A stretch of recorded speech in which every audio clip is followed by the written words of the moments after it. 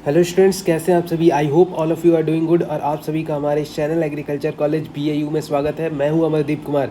इस वीडियो में जो है हम पूरे डिस्कस करने वाले हैं waiting list and offline classes के बारे में।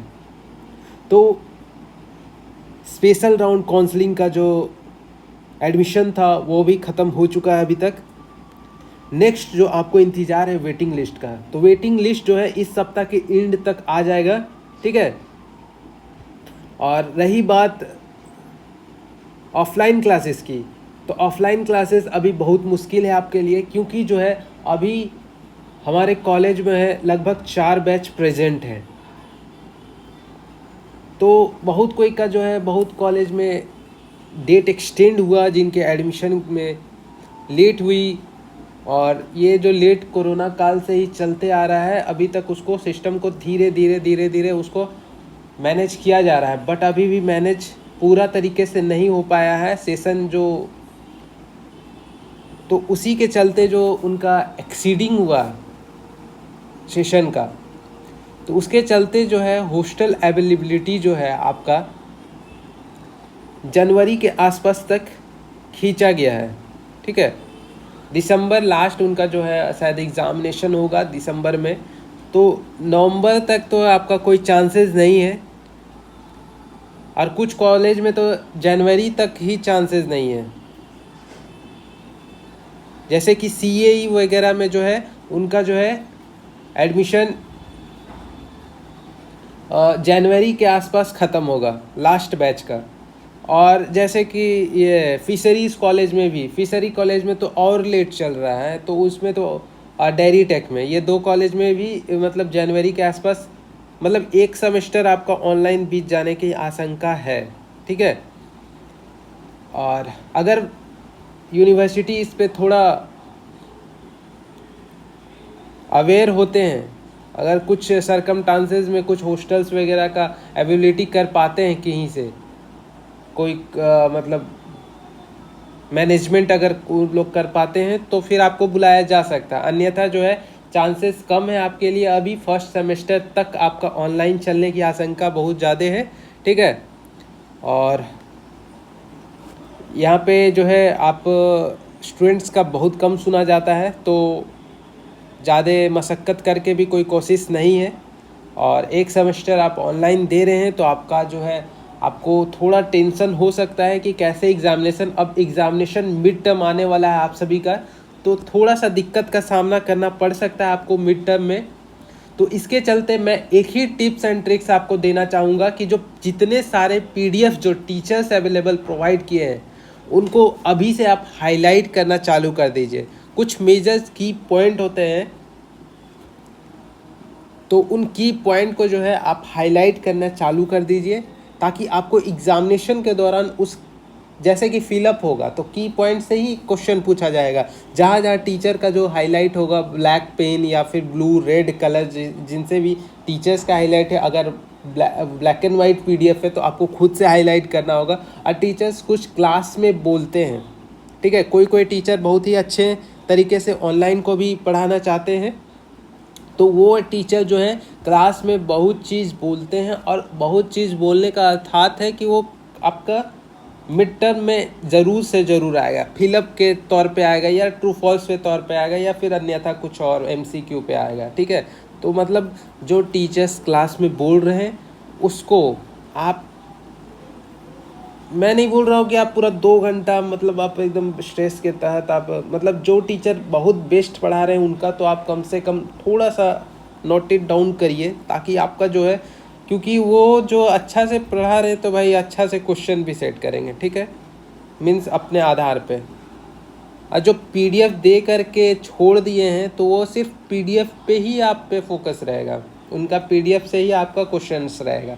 तो वो जो आपको नहीं समझ में आ रहा है, तो आप PDF एक बार बस अंडरलाइन या हाईलाइट करके आप मोबाइल्स में भी रख सकते हैं। आपके पास अगर आप प्रिंट आउट करने का साधन है तो आप प्रिंट आउट कर भी सकते हैं, एज़ योर विश, जो आपको अच्छा लगे, ठीक है। क्योंकि प्रिंट आउट का कॉस्ट काफ़ी हाई हो जाता है, तो आप ना भी कराए तो भी चलेगा। बट जिनके आसपास लोकेलिटी में PDF या फिर आप ऐसा नहीं करें, पीडीएफ प्रिंट नहीं करिए, वो मोबाइल में हाईलाइट करने का ऑप्शन देता है, ठीक है, उसी को आप हाईलाइट करते रहिए और उसे सेव करके रखिए ताकि आपको एग्जामिनेशन में हेल्प हो। और जो 3 क्रेडिट वाले सब्जेक्ट हैं, 3 क्रेडिट वाले सब्जेक्ट में आप काफ़ी ज़्यादा ध्यान देखेंगे। आप जब आपको सब्जेक्ट का प्रीफ्रेंस में दिया था, जब सब्जेक्ट आप चूज़ कर रहे होंगे तो वहाँ 3 क्रेडिट, 2 क्रेडिट, या फिर आपका रूटीन जब देता है तो उसमें भी जो है 3 क्रेडिट, 2 क्रेडिट करके लिखा रहता है, ठीक है।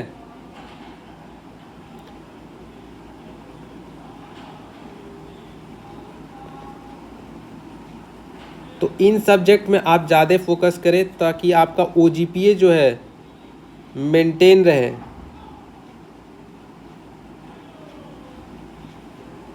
OGPA परसेंटेज आपका मेंटेन रहे, ठीक है।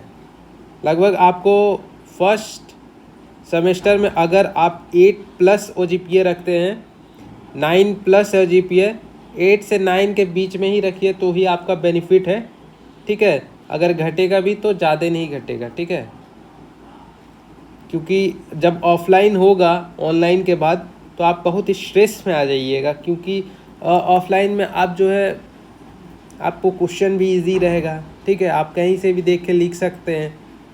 ऑफलाइन में आपको कहीं भी इस टाइप का कुछ भी एक्टिविटी देखने को नहीं मिलेगा, ठीक है। ऑफलाइन का हाल मैं भी जानता हूँ, ठीक है।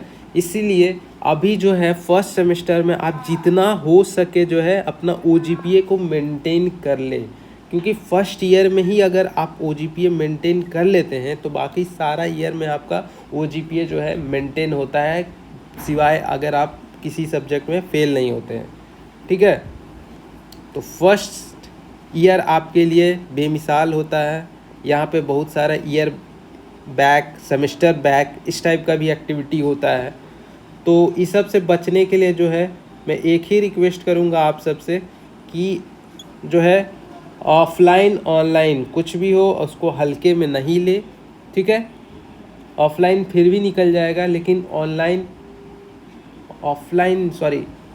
फिर भी निकल जाएगा, बट आप जब ऑफलाइन दोगे तो आपको बहुत ही मेहनत करना पड़ेगा। तो अभी से ही मेंटेन करके रखो कि ऐसा आने वाले दिनों के लिए, ठीक है। ऑनलाइन में बहुत कम बच्चे का जो बैक लगता है, बहुत ही कम, 1 या 2 का मैंने ऑनलाइन में भी देखा था। नहीं, ऑनलाइन में शायद नहीं लगा था, ऑफलाइन में ही लगा था, ठीक है। तो बी अवेयर कि अगर आपका ऑफलाइन होगा नेक्स्ट सेमेस्टर से, या फिर इन टर्म में भी ऐसा करता है, कभी कभी खोल देता है, ठीक है।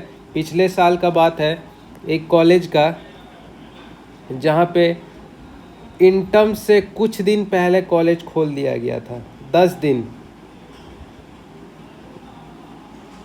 ठीक है, 10-15 दिन, हाँ मिनिमम मैक्सिमम 15 दिन होगा, और कॉलेज खोल दिया गया था। तो आपको खोल दिया जाएगा तो आपको देना ही पड़ेगा इन टर्म ऑफलाइन भी। तो आप जो है इस चीज़ों का ध्यान रखें। और वेटिंग लिस्ट का बात मैं कर लेता हूँ। वेटिंग लिस्ट में जितने भी बच्चों का एडमिशन आएगा, जो फर्स्ट प्रेफरेंस में रहेगा उनको फर्स्ट प्रायोरिटी देगा, जिसको सेकंड में रहेगा उसका सेकंड प्रायोरिटी, थर्ड में थर्ड प्रायोरिटी। तो जितने सीट अवेलेबल होगा फर्स्ट सेकंड थर्ड इस तरह से एडमिशन होगा। हर कॉलेज में लगभग 10 से 15 बच्चों का लिस्ट आएगा, ठीक है। उसमें से जो पहले जाके एडमिशन करा लेते हैं उनका एडमिशन हो जाएगा, ठीक है। और जो है इसके बाद कोई भी लिस्ट नहीं आएगा, ये क्लोज़र है आपका काउंसलिंग का। नेक्स्ट ईयर अगर आपको फिर से एग्रीकल्चर में आना है तो जो है आपको 2025 के लिए तैयारी करना होगा, और करना होगा ये हमारा चैनल आपको पूरे अच्छे तरीके से इस बार जो है तैयारी करने की कोशिश करेगा।